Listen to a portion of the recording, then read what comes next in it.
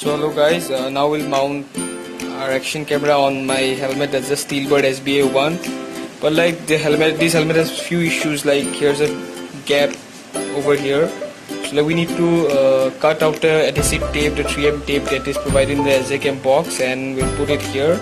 And we'll put the this mount, the base mount here. So just follow the video and we'll just show you how to do it.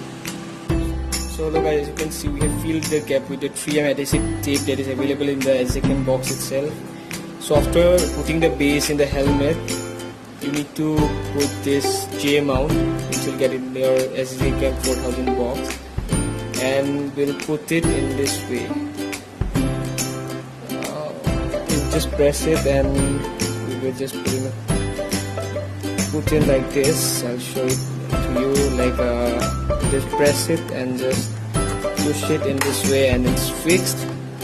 After that, you have your camera with the SJCAM cover. Sorry guys, like I have put the camera on charge, so the camera is not available in the case. After that, you have to put this camera here and you will get a screw over here. This is a screw. You can put it here like this, and I'll just put it in here.